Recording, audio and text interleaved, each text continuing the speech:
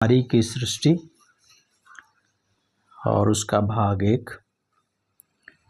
परमेश्वर ने क्यों नारी को बनाया उसके बारे में आज हम देखेंगे।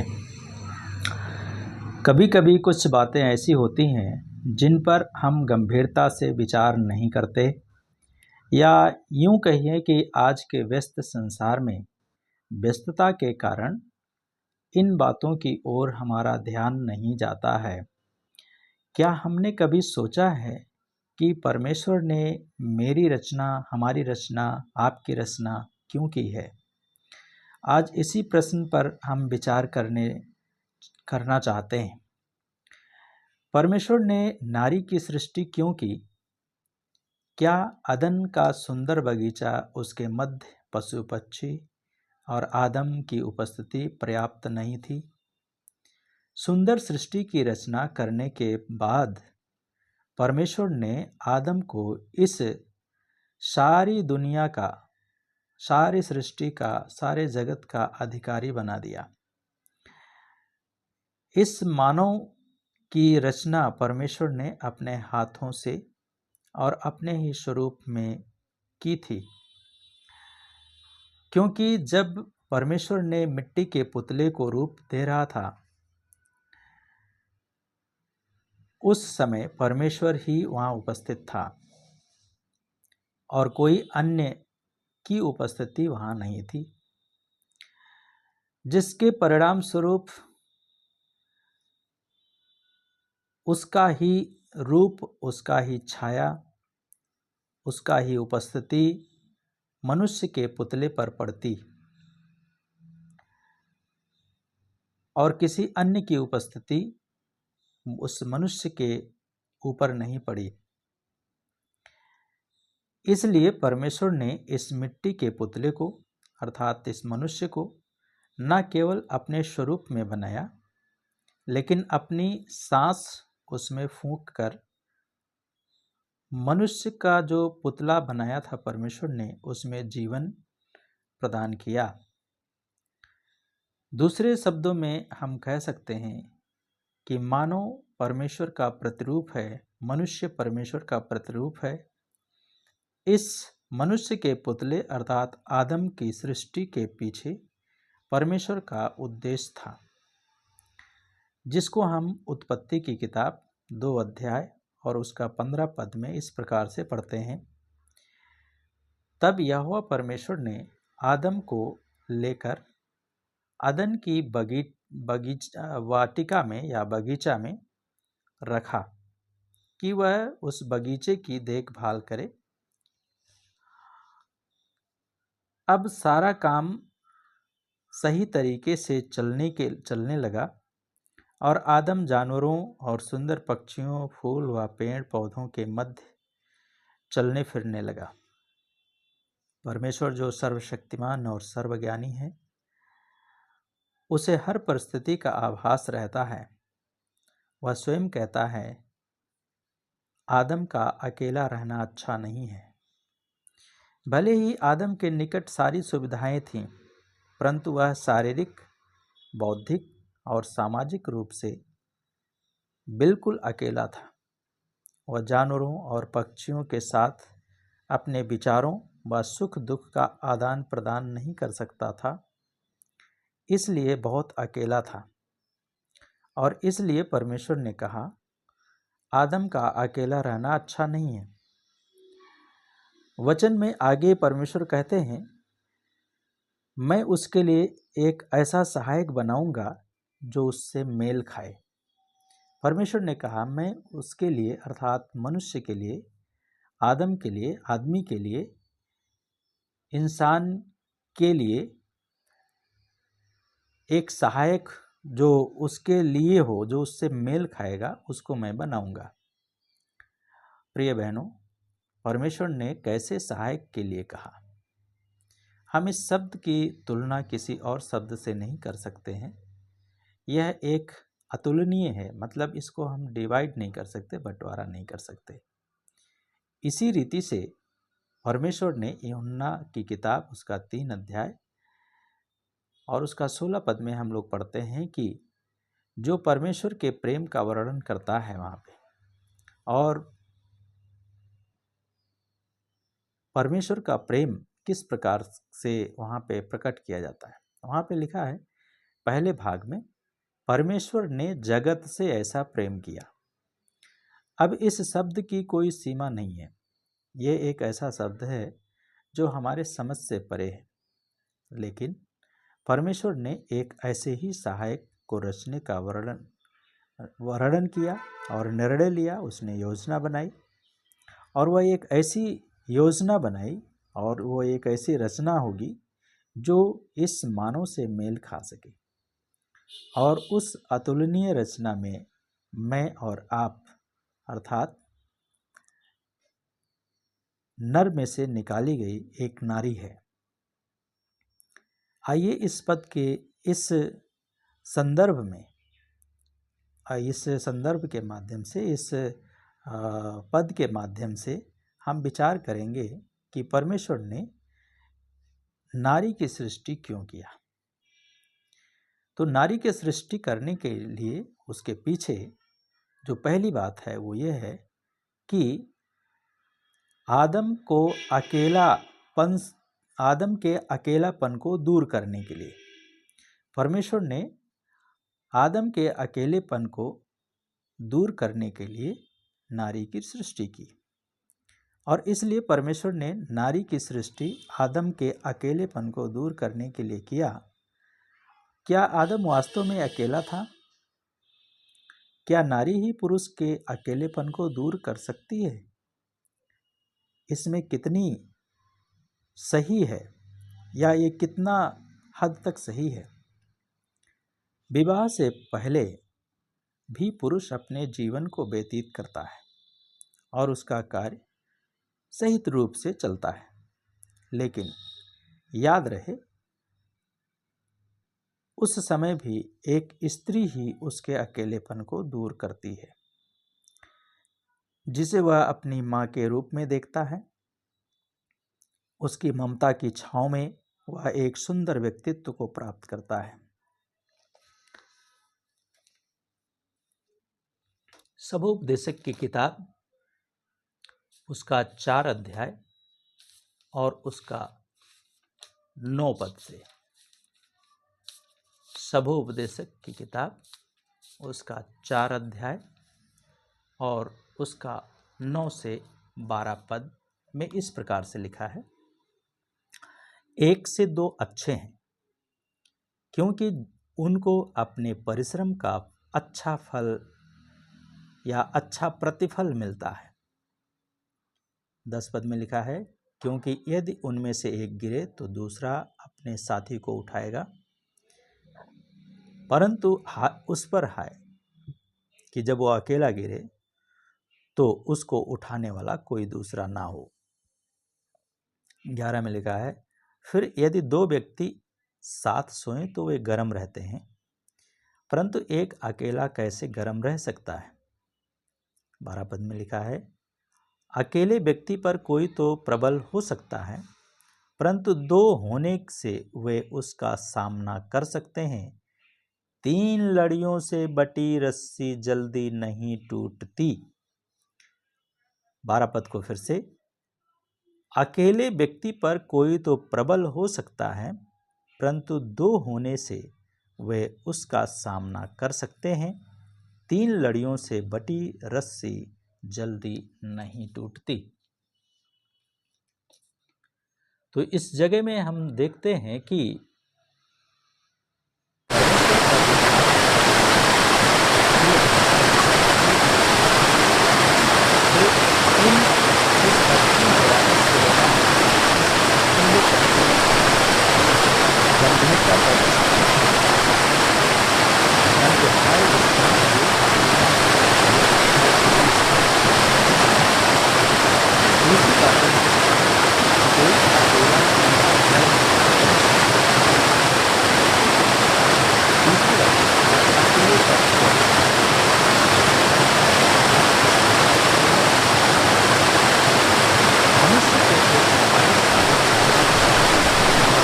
देखा गया है कि यदि किसी को कठोर दंड देना हो तो दंड संहिता के अनुसार उसे काल कोठरी में अकेले ही बंद कर दिया जाता है, क्योंकि परमेश्वर की ओर से यह सत्य ठहराया गया है कि मनुष्य अकेला नहीं रह सकता।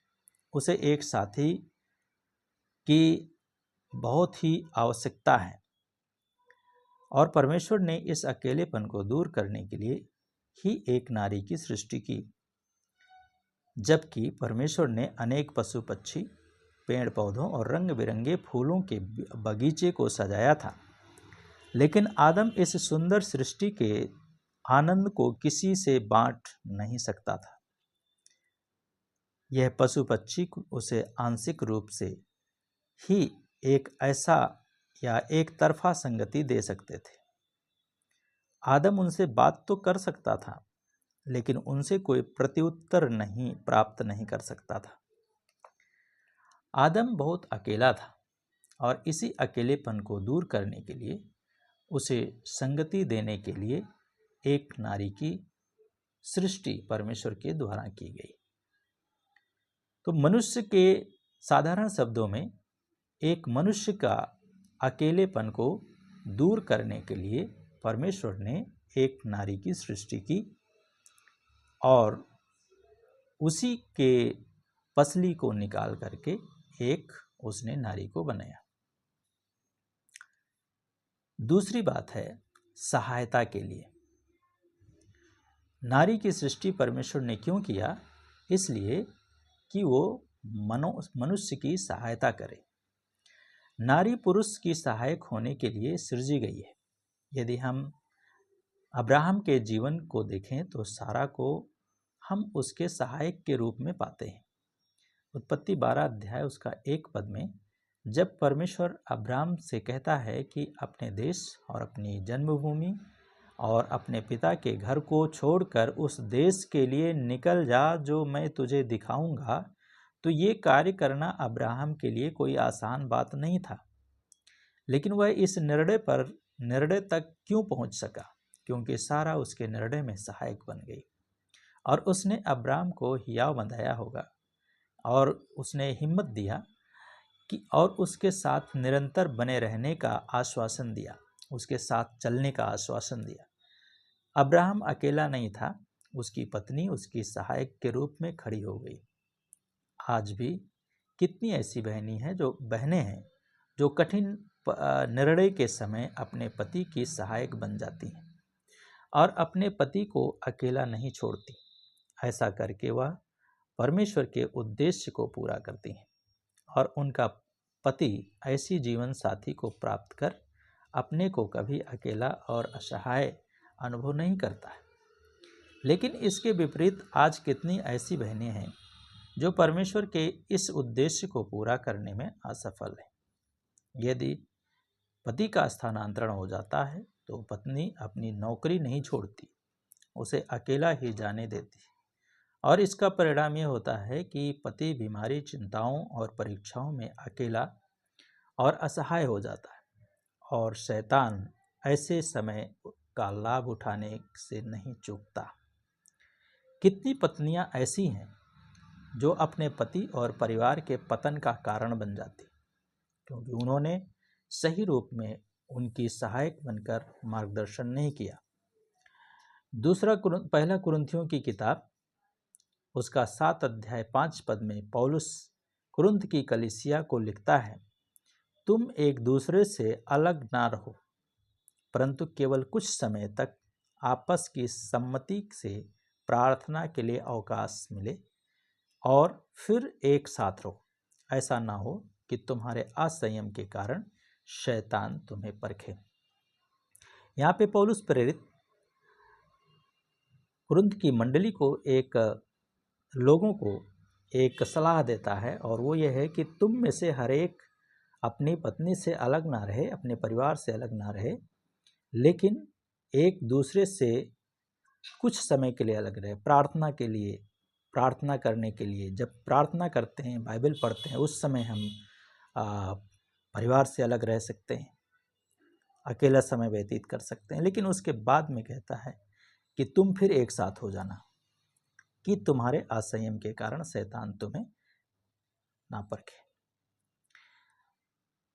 इसलिए प्रिय बहनों, क्या आप वास्तव में आप अपने पति की सहायक बनकर उसके संपूर्ण जीवन को निखारने में और उसके व्यक्तित्व को निखारने में उसकी सहायता करती हैं? नीति वचन का लेखक सुलेमान राजा कहते हैं 31 अध्याय उसका 32 पद के अनुसार, जब उसका पति सभा में देश के पुरनियों के संग बैठता है तब उसको सम्मान मिलता है, सम्मान होता है। तो एक सहायक के रूप में नारी की सृष्टि की गई है और एक नारी जो है अपने पति का सम्मान है, मुकुट है वो। और इसलिए हमें हम महिलाओं को यह ऐसा होना चाहिए कि हम अपने पति के लिए सहायक भी हों, उसका मददगार भी हों, उसके साथ में हम बैठें उठें, उसके साथ में हम उसका सम्मान भी हमारा जीवन से बहनों का जीवन से बढ़े, इसलिए हमें ऐसा करने की आवश्यकता है। तीसरी चीज़ है कि परमेश्वर ने नारी की सृष्टि क्यों की। तीसरा कारण है पुरुष के साथ मेल खाए। परमेश्वर ने नारी की सृष्टि इसलिए की ताकि वो पुरुष के साथ में मेल खाए। नारी की सृष्टि का तीसरा उद्देश्य यही है कि वह पुरुष के संग मेल खाए। मेल खाने के लिए सबसे आवश्यक गुण है समानता, मतलब एक जैसा दिखाई देना। पशु पक्षी भले ही आदम को संगति दे सकते थे, लेकिन उनमें और आदम में कोई समानता न थी। आदम की शारीरिक बनावट और पशुओं की शारीरिक बनावट में कोई समानता या मेल नहीं था। आदम एक विचारशील व्यक्ति था, वह सब कुछ सोच सकता था, जबकि पशु पक्षियों में ऐसा कुछ नहीं था। अतः जानवरों और पक्षियों के विचारों में मेल खाना असंभव था। आदम और अन्य जंतुओं के आचार व्यवहार, खान पान और में भी कोई मेल नहीं था। उनका जीवन स्तर और आदम का जीवन स्तर अलग था। इसलिए असमानताओं के कारण आदम इन साथियों से अलग था। मेल खाने के लिए मुख्य बात है समानता। हम पशु पक्षियों में भी समानता के आधार पर अलग अलग झुंड देखते हैं, जैसे बंदरों का झुंड है, कौवों का झुंड है, बगुलों का झुंड है, जानवरों का झुंड है, अलग अलग झुंड है। लेकिन आदम को अपने ही रूपरेखा अनुसार एक समान साथी की आवश्यकता थी। इसलिए परमेश्वर ने आदम के देह में की एक पसली से ही उसकी समानता में एक नारी की रचना की, ताकि वह आदम के समान ही सोचे और उसके समान ही दिखाई दे, जिससे आदम को उसे ग्रहण करने में कोई आपत्ति न हो। इसलिए आदम उस रचना को देखकर कहता है, ये मेरी हड्डियों में की हड्डी और मेरे मांस में का मांस है, अतः इसका नाम नारी होगा। उत्पत्ति की किताब 2 अध्याय उसका 23 पद में। तो यहाँ पे हम देखते हैं कि आदम के साथ में मेल खाने के लिए परमेश्वर ने स्त्री की सृष्टि की। प्रिय बहनों, परमेश्वर ने नर को अपनी समानता में सृजा और उसी में से एक नारी की सृष्टि की, ताकि वह उसके प्रत्येक क्षेत्र में मेल खा सके। जैसे कि विचारों में मनुष्य परमेश्वर की एक ऐसी रचना है जो विचारशील हो, अतः नारी की सृष्टि इस उद्देश्य से की गई कि पति के विचार से उसके विचार मेल खा सके। दोनों के विचारों की समानता एक आनंदित और सुखी परिवार का निर्माण करती है। आज बहुत से परिवारों के पतन का कारण है कि पति व पत्नी के विचार आपस में मेल नहीं खाते। पति चाहता है कि बच्चे प्रभु के भय में बढ़ें, पत्नी चाहती है कि बच्चे आधुनिकता में बढ़ें। कभी पति चाहता है कि वह अपनी पुत्री का विवाह विश्वासी परिवार के पुत्र से करे, पर पत्नी चाहती है एक धनी परिवार हो। विचारों के इस मेल न खाने से परिवार में दरार आ जाती है, घर में कलह आरंभ हो जाता है। इसलिए हमें परिवार में कलह ना हो, परिवार में दरार ना हो, हमारे विचारों में मेल होना चाहिए। ताकि हम मेल के साथ में रह सकें। बहनों, यदि आप अपने सृजे जाने के उद्देश्य के अनुसार आचरण करती हैं तो परमेश्वर के आनंद से आप वंचित नहीं रह पाएंगे। दूसरी चीज है, पति के स्तर से मेल खाना। कितने पति चाहते हैं कि उनका घर साफ सुथरा हो, बच्चों की परवरिश अच्छे ढंग से हो, समाज में उनका मान सम्मान हो, परंतु पत्नी शायद सुस्ती के कारण या अपनी जिद के कारण पति के स्तर से मेल नहीं खाती और आगे चलकर यह पारिवारिक कलह और उसके पतन का कारण बन जाती है। चौथी जो कारण है नारी की सृष्टि का, वो ये है एक दूसरे के पूरक हों। पत्नी पति का पूरक है, पति पत्नी का पूरक है। नारी सृष्टि का चौथा उद्देश्य है जो परमेश्वर ने किया, वह दोनों अपने माता पिता को छोड़कर एक दूसरे से मिले रहें और एक तन हों, अर्थात दोनों एक दूसरे के पूरक हों। इसलिए पत्नी को पति की अर्धांगिनी भी कहा गया है। पौलुस ने इफिसियों की किताब में उसका 5 अध्याय 22 और 23 पद में उसका वर्णन किया है। वह परमेश्वर और कलीसिया के पवित्र और गूढ़ संबंध को समझाने के लिए पति पत्नी के संबंध पर प्रकाश डालता है। ये वास्तविकता है कि बिना पति के पत्नी की पहचान नहीं होती और ना पत्नी के बिना पति की पहचान होती है। विवाह के पश्चात पति के नाम से ही पत्नी जानी जाती है। एक पति को समाज में मान सम्मान पत्नी के सहयोग से ही मिलता है। तभी कहा गया है कि एक सफल पति के पीछे उसकी पत्नी का हाथ होता है। एक सफल पति के पीछे उसकी पत्नी का हाथ होता है। प्रिय बहनों, हो सकता है कि आपके व्यक्तित्व में कोई कमी ना हो या कमी हो जो आपके पति के व्यक्तित्व से पूरी हो सकती है, और पति भी कमी आपके द्वारा पूरी हो सकती है। पति की कमी आपके द्वारा पूरी हो सकती है। इसलिए बिना नर के नारी का कोई अस्तित्व नहीं, ना ही नारी के बिना नर का अस्तित्व है। वचन के अनुसार दोनों एक दूसरे के बिना अधूरे हैं। परमेश्वर कभी भी आधा कार्य नहीं करते क्योंकि वो स्वयं में पूर्ण है। इसलिए परमेश्वर उसने नर के लिए नारी की सृष्टि की और उसे पूर्णता प्रदान की। क्या आप अपनी पति की पूरक हैं? बाइबल में इसका एक बड़ा सुंदर उदाहरण है जो 1 शमूएल 28 अध्याय में हम लोग देखते हैं 2 से 41 पदों में। नाबाल एक क्रोधी स्वभाव का व्यक्ति था, जबकि उसकी पत्नी सुंदर बुद्धिमान स्त्री थी, और अपने इसी व्यक्तित्व के कारण उसने अपने पति की इस कमजोरी को अपनी बुद्धि से सुलझाकर उसके प्राणों की रक्षा की।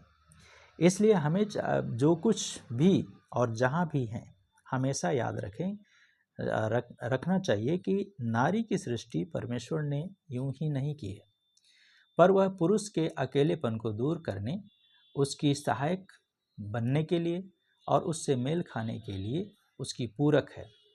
क्या आप सृजे जाने के परमेश्वर के इन पवित्र उद्देश्यों को अपने जीवन में और अपने परिवार में और अपने पति के लिए पूरा कर रही हैं? आज कितने ऐसे परिवार हैं जो असंतुलित जीवन व्यतीत कर रहे हैं। इनके असंतुलन के अनेक कारण हो सकते हैं। आइए हम कुछ कारणों पर विचार करते हैं। आज की व्यस्तता आर्थिक स्तर को बनाए रखने के लिए आज पत्नी भी अपने पति का सहयोग करने में जुटी हुई है। बाहर की नौकरी करने के पश्चात घर की जिम्मेदारियां निभा पाने में आज बहुत सी महिलाएं असमर्थ हैं। जिस प्रकार अपने पति और बच्चों को समय देना चाहिए, नहीं दे पाती। इससे बच्चे गलत मार्गों पर चले जाते हैं। पति अपने अकेलेपन को दूर करने के लिए पास पड़ोस के घरों में समय व्यतीत करने लगते हैं। इस प्रकार शैतान अवसर पाकर घुस जाता है और उसे तोड़ने में कोई कसर नहीं छोड़ता। संसार, दूसरी बात है संसार का धन। संसार का धन आज की व्यस्तता का मुख्य कारण है। भौतिकता हर प्रकार से हर एक व्यक्ति को अपने जीवन की सुख सुविधाओं को जुटाने के प्रयास में, अधिक से अधिक धन कमाने के प्रयास में लगा हुआ है। कभी कभी ये प्रयास उनके परिवार के आसपास, परिवार के आपस के संबंधों में शिथिलता ले आते हैं। सुख विलास में हम सुखी जीवन के स्रोत अपने परमेश्वर को भूलकर अपने प्रयासों से आनंद व सुख को बटोरने लगते हैं। परिणाम स्वरूप पारिवारिक जीवन का पतन, पति पत्नी के विचार मेल नहीं खाते, दोनों की रुचि में भिन्नता दिखाई देती है। जहाँ परमेश्वर का निवास नहीं, उसके अभिप्राय की पूर्ति नहीं, वहाँ पतन निश्चित है। जहाँ पर परमेश्वर का निवास नहीं है, उसका मतलब नहीं है, उसका मकसद की पूर्ति नहीं हो रही, वहाँ पर पतन निश्चित है। तीसरी चीज है जो है मान सम्मान अधिकार। मान सम्मान और अधिकार, यह भी परमेश्वर के उद्देश्य को पूरा करने में बाधक बन जाती है। जिसे उद्देश्य से नर व नारी की सृष्टि की गई कि पत्नी अपने पति के अकेलेपन को दूर करे। पति अपने मान सम्मान और अधिकारों को प्राप्त करने में पत्नी को भूल जाता है और स्वयं को इन बातों में उलझा देता है। एक समय ऐसा आता है जब उसे अपने अकेलेपन का एहसास होता है। इसलिए बहनों, हमेशा सावधान रहें, अपने परिवार में ऐसी स्थिति कभी ना आने दें। परमेश्वर का भय मानते हुए जिस उद्देश्य के लिए परमेश्वर ने आपको सृजा है उसे पूरा करने का निरंतर प्रयास करें, ताकि एक दिन हमारा सृष्टिकर्ता अपनी सृष्टि को देखकर आनंदित हो जाए। तो आज के दिन में हमने देखा है कि एक नारी की सृष्टि परमेश्वर ने क्यों की है, उसके बारे में हमने देखा। तो परमेश्वर ने नारी की सृष्टि पहली बात इसलिए की पुरुष के अकेलेपन को दूर करने के लिए। दूसरी बात इसलिए की नारी की सृष्टि मनुष्य की सहायता करने के लिए, पुरुष की सहायता करने के लिए। तीसरी बात इसलिए की कि ताकि वो पुरुष के साथ नारी मेल खाए। और चौथी बात इसलिए किया नारी की सृष्टि की गई कि एक दूसरे के पूरक हों, पुरुष स्त्री का, स्त्री पुरुष का। प्रिय बहनों, आपका क्या हाल है? आप क्या इन चीज़ों में